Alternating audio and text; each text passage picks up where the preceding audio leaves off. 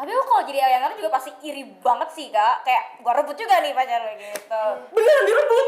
Oh iya? Beneran direbut guys. Ini kan jadi pacar itu kan F1 driver nih. Dia iri, jadi ngelihat kayak kok si namanya MJ temennya. Wow, Yang diiriin. Yang diiriin. Kalian pernah gak sih iri sama sahabat kalian sendiri? Tapi irinya tuh bukan yang kayak pengen ngancurin dia gitu, enggak ya? Maksudnya irinya tuh masih dalam tahap normal kayak kok dia hidupnya tuh enak gitu ya, kok dia begini ya. Aku pernah sih sedikit iri sama temen aku, sama sahabat aku malah. Karena dia itu dia tuh lempeng banget, maksudnya lurus banget anaknya. Nah saking lurusnya tuh dia apa aja yang dia mau tuh tercapai semua gitu loh. Maksudnya nggak ada belok-beloknya, dia emang anaknya baik. Terus jadi aku iri sama sifat baiknya dia gitu. Kamu pernah gak? pernah. Kayak dia nih setiap ada, sebenarnya dia mau ngelakuin ini nih, dia selalu hoki. Kayak misalnya kita mau bimbingan nih, nah dia dapat bimbingan yang enak. Terus dia mau di ujian pun dapetnya. Terus karena berkali-kali kita jadi notice ya. Iya. Kalau dapat kerja juga enak. Padahal ya itu hidupnya juga enak, lempeng-lempeng aja, nggak ngapa-ngapain. Jadi aku suka iri. Tuh, kenapa Aku juga sih, aku iri sama temen aku kayak sering banget. Tapi as long as kita nggak melakukan sesuatu kan ya nggak apa-apa ya. Maksudnya itu kan cuma di hati doang gitu kan. Kamu pernah nggak? Pernah. Kayak enak aja gitu hidupnya, kayak lancar, kayak nggak punya halangan buat hidup gitu. Kalau aku kan banyak ya. Iya, aku iri di situ gitu loh. Tapi ada ujian juga- itu ada gitu. Ada juga orang yang misalnya dia iri sama sahabatnya nih, tapi dia bisa bikin Dia melakukan sesuatu ya? iya, melakukan sesuatu. Aku ada cerita. Oh kayak iya, gitu. gimana? Jadi aku mau ceritain cerita. Jadi Oke. ada cewek nih, dia tuh irian gitu sih sama temennya. Karena emang temennya tuh mungkin emang lebih populer, lebih cantik, terus orang lebih banyak yang suka gitu-gitu kan. Tapi sebenarnya mereka sahabatan gitu. Nah terus yang paling bikin dia iri banget itu sama saat si temennya ini punya pacar. Pacarnya itu pembalap mobil gitu deh. Masih ganteng ya, Nah, terus dan selain dia emang pembalap, misalnya kan kayak jatuhnya atlet kan, cuman di bidang yang lain gitu kan, bukan sport yang pada umumnya, ini kan motorsport jatuhnya ya. Nah terus si pacarnya ini itu tuh nge-treat si temennya tuh dengan kayak princess treatment gitu loh. Jadi benar-benar selalu dipegang tangannya. Nah, ini kan jadi pacar itu kan F1 driver nih. Nah, terus di F1 tuh ada namanya paddock gitu kan. Itu kayak tempat ngumpulnya driver-driver dan keluarga dan media sebelum si balapannya dimulai gitu kan. Nah, si temennya tuh jadi suka diajak ke area paddock ini karena dia temennya pacar F1 driver gitu kan. Nah, terus dia iri, jadi ngelihat kayak kok si namanya MJ temennya. Wow, Yang diiriin. Yang ngiri ini namanya Eleanor.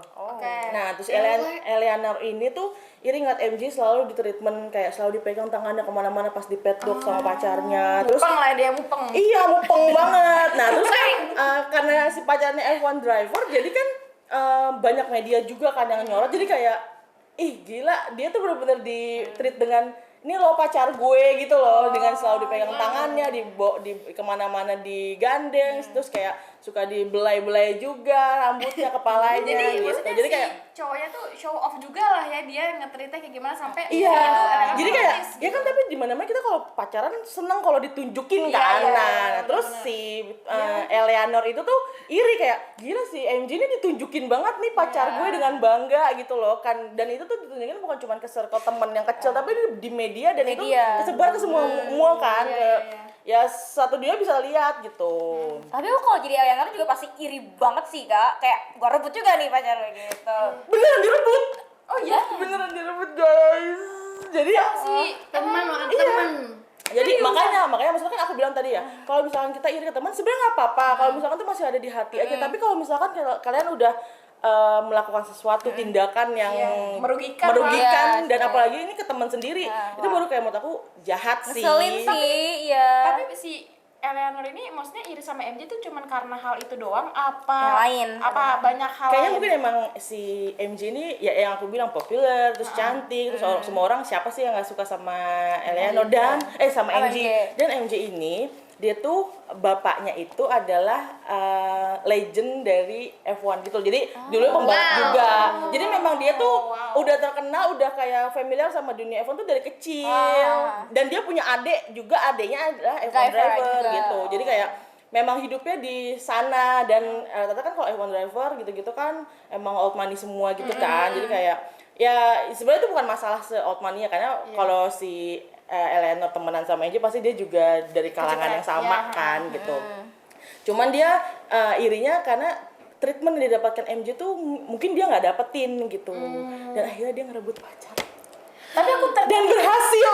iya. Maksudnya kalau misalkan ini betulnya pacar namanya Arlo. Kalau misalkan emang si Arlo cinta banget sama MJ juga nggak bakal mau dong. Nah, enggak, nah kan kenapa Arlo bisa mau sama Eleanor sedangkan dia Gimana? posisinya lagi sama MJ gitu kan. kayaknya mungkin kita harus flashback Why? dari kehidupan MJ-nya itu gimana sampai dia bisa diirin sama Eleanor dan after itu gimana tuh kok bisa lolos nih sahabat sendiri Padahal Wah, dia itu itu pacarnya. princess treatment ya, tapi tahu sama temennya juga. Ya jadi memang Eleanor tuh ya dasarnya iri aja sama MJ. Terus dia ngerasa kayak ada pikiran kayak masa sih gue nggak bisa dapetin yang kayak gitu juga gitu. Akhirnya dia mulai ngedeketin si Arlo.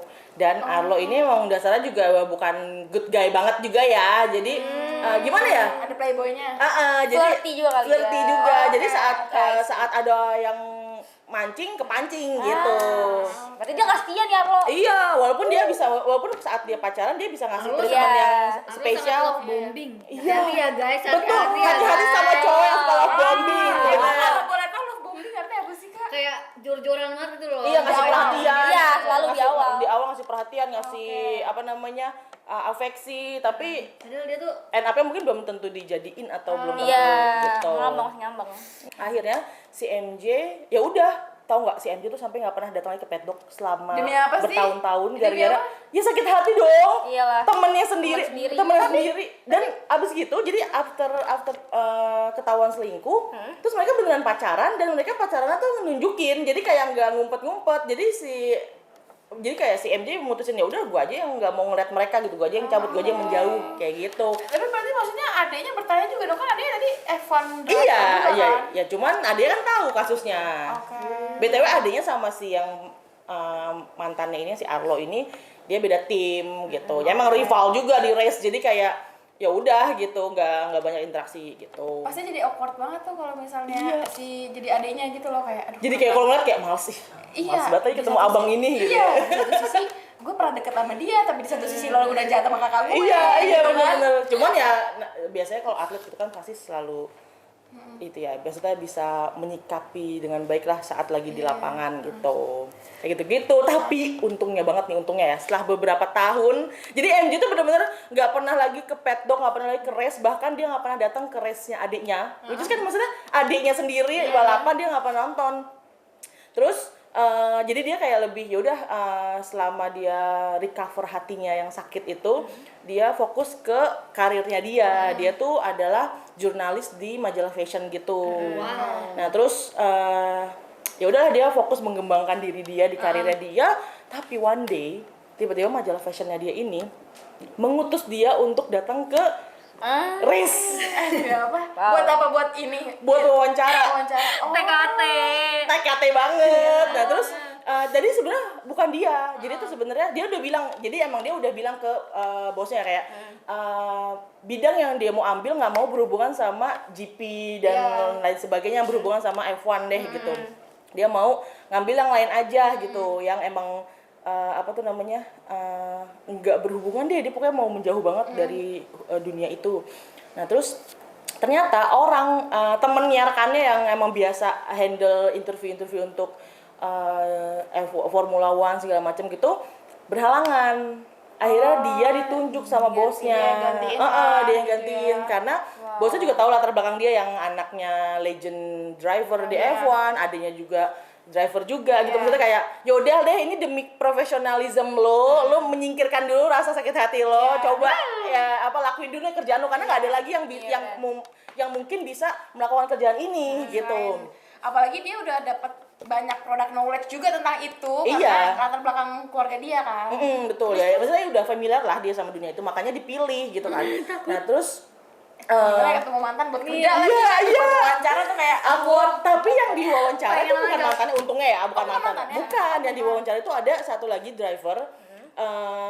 Dia nih emang cukup populer juga sih. Jadi emang orang-orang tuh banyak yang penasaran. Jadi dia tuh dari top tim. Terus biasanya kan kalau dia top tim, driver juga ikut naik gitu kan. Jadi popularitasnya dia juga ikut naik. Tapi dia sangat private orangnya. Terus sangat misterius dia sama media tuh kayak anti banget gitu loh. Bahkan gitu. bahkan untuk buat interview aja tuh kayak banyak media yang kayak nggak bisa ngorek lebih dalam tentang dia. Jadi kayak ya udah, jadi pas ditanyain basic aja, karena saat mencoba buat nanya yang lebih dalam, buat nyari informasi yang lebih baik, nanti kayak buat headline yang lebih bagus juga nggak bakal dapet gitu, karena dia udah membatasi gitu langsung border gitu. Nah terus jadi harapan si bosnya MJ ini kayak bisa ya lu ngorek-ngorek si driver ini, namanya Jeff BTW, Jeff Gautama.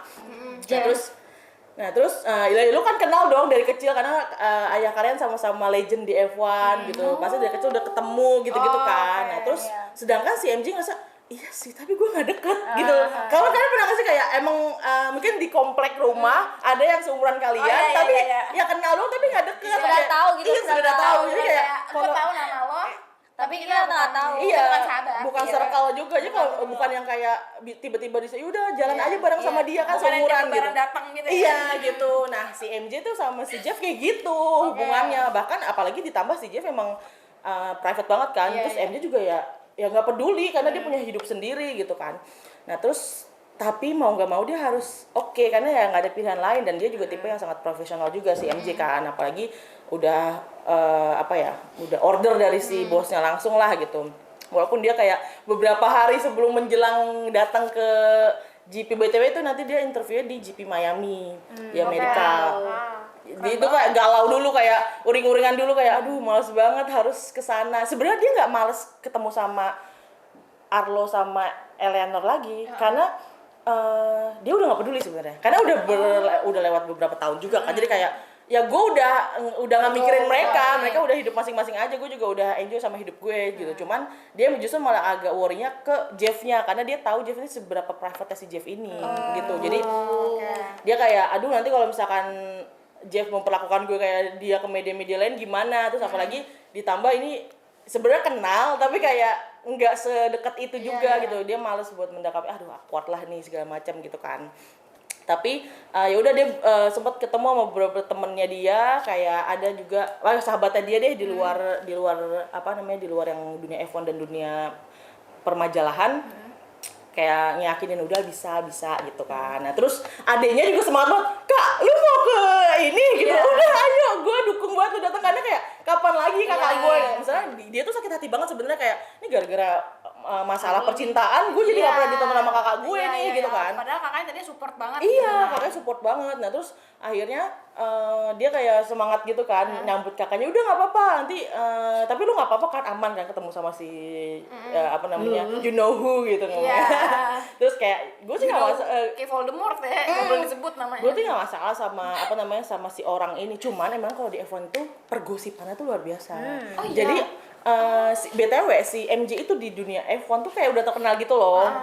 Jadi kayak ini mantannya si Arlo nih, terus dia tuh anaknya legend F1 driver loh. Jadi kayak orang tuh bergosipnya tuh jadi kayak selebriti. Iya, jadi kayak walaupun lu bukan artis, tapi kalau lu bagian dari dunia itu lu bisa jadi artis, apalagi kalau udah sampai pacaran atau berhubungan keluarga sama Pasti bisa kayak masuk drivernya. forum mereka tuh, forum. Iya, ada tau kayak akun yang emang gosip grid atau gossip girl, F1 gossip gitu-gitu.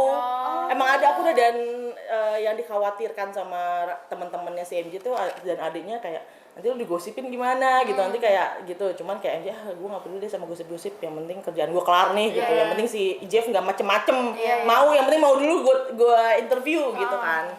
Nah terus ya udahlah, dia tiba saatnya dia datang ke F1 driver itu ke GP Miami itu, terus di interview lah si Jeff. Nah terus pas di interview Jeff itu nanggepinnya kayak masih nahan-nahan juga gitu loh, kayak dia tuh nggak mau dikorek-korek, tapi si MJ kayak, duh harus dikorek nih orang gitu kan, karena gue harus dapet headline yang lebih baik dibanding yang lain-lain gitu kan, maksudnya kan harapannya pasti ada yang bisa diambil yang lebih dalam lah dari si F1 driver emang selalu private ini gitu. Nah terus tapi si Jeff itu kayak masih nahan-nahan gitu loh, kayak ya gue kenal lu tapi lu nggak bisa, lu sampai sini doang ya Ini MJ batasannya gitu, di sini ya. sampai sini doang ya MJ, mohon maaf tapi ya mohon maaf nih, maksudnya dia tuh nggak yang sekasar ke media lain, maksudnya dia tetap ramah karena dikenal MJ, tapi ya tetap aja dibatasin gitu. Nah cerita tentang Jeff, jadi Jeff itu tuh adalah driver yang cukup sangat populer bisa dibilang ya, cuma sangat private, dan dia tuh terkenal di dunia pembalapan itu. Dia selalu menang, tapi dia selalu menang, dan itu tuh dia dapat tekanan dari bapaknya. Bapaknya juga ini soalnya. Iya, bapaknya legend Iya. juga kan, temenan dulu tuh bapaknya sama bapaknya MJ tuh ya satu generasi yang sama lah gitu.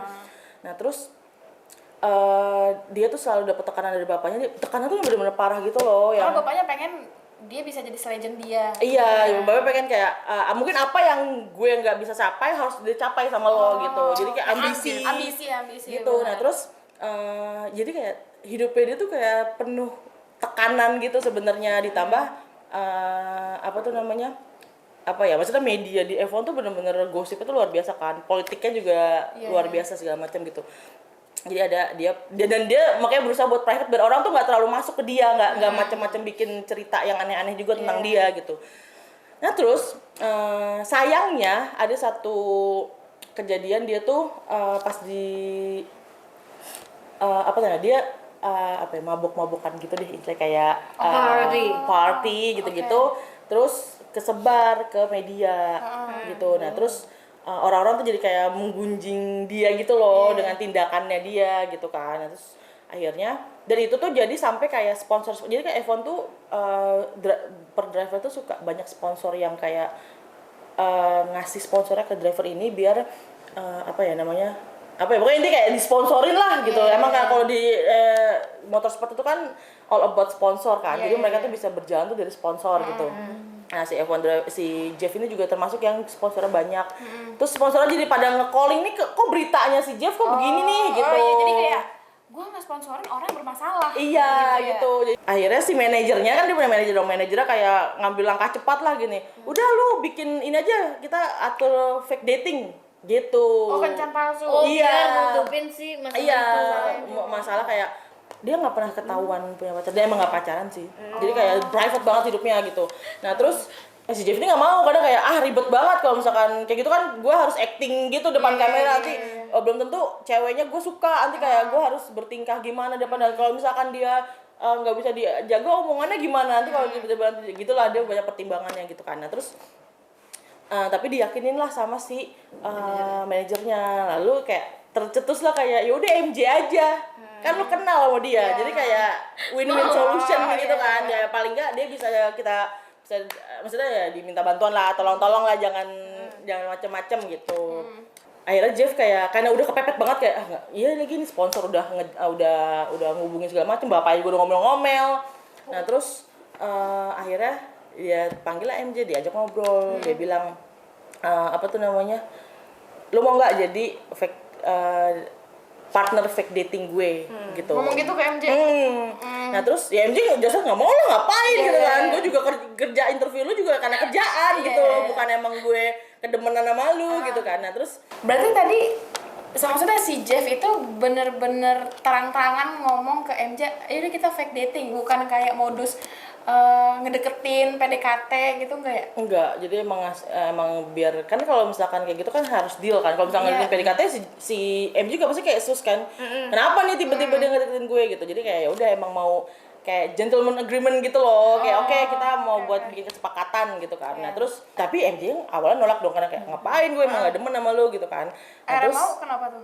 dijebak sama si Jeff. Jadi waktu interview yang waktu berapa hari sama waktu yang interview waktu itu itu tuh Jeff sempet denger si MJ teleponan sama temennya, bilang tuh dia tuh sebenarnya males banget apa tuh namanya sama kantornya ini, dan dia tuh kayak berencana buat pindah kantor gitu gitu kayak udah kemana-mana gitu.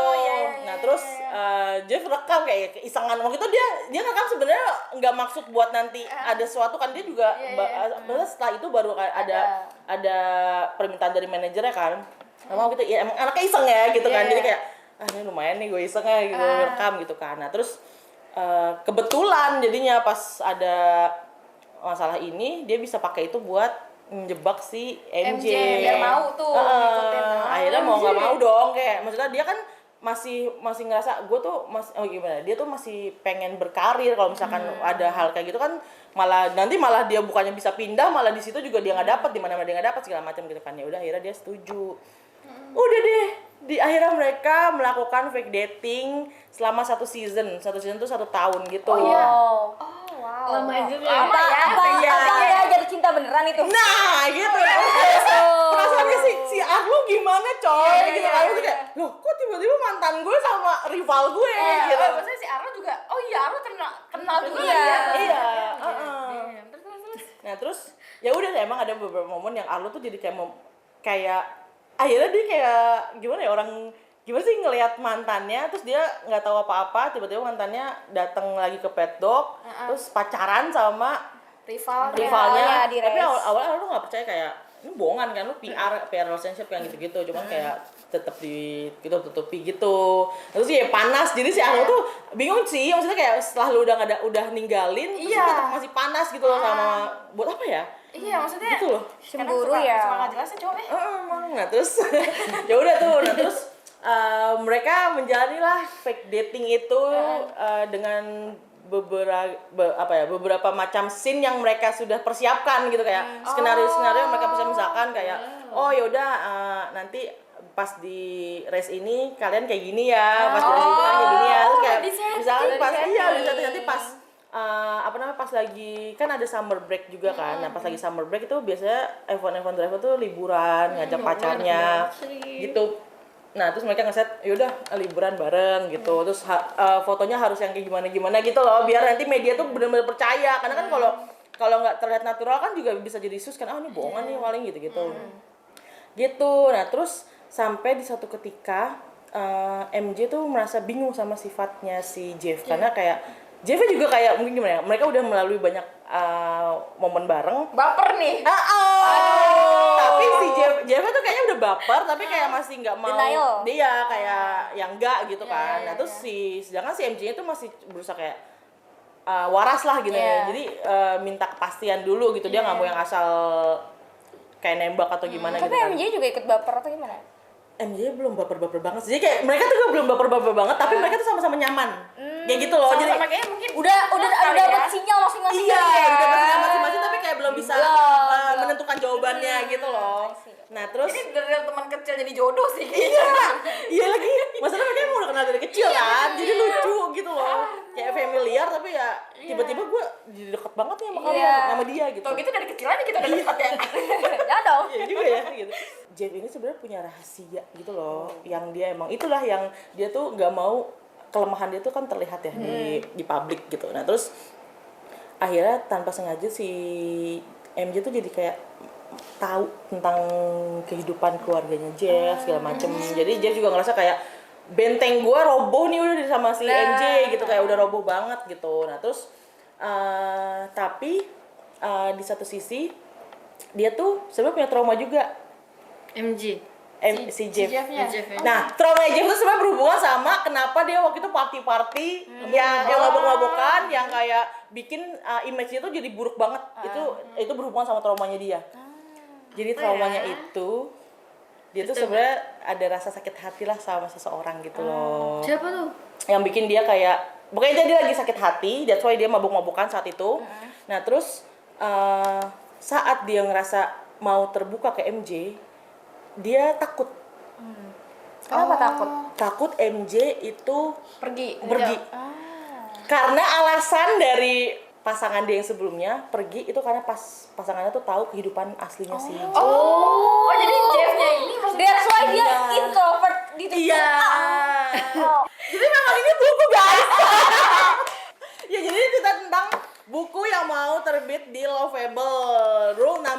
5 judulnya. Rule number 5. Sumpah seru banget terus. Iya, nah terus lanjut ya, dikit lagi nih, Iya. dikit lagi. Nah terus ya udahlah pas Jeffnya saat ngerasa udah mulai, sebelum itu jadi ada satu kejadian yang Jeff melakukan sesuatu lumayan intimate ke Mantannya. ke MJ. Ngapain tuh? Nah terus itu yang bikin MJ juga makin bertanya-tanya, kok nggak ada kamera tapi lu ngelakuin ini? Nggak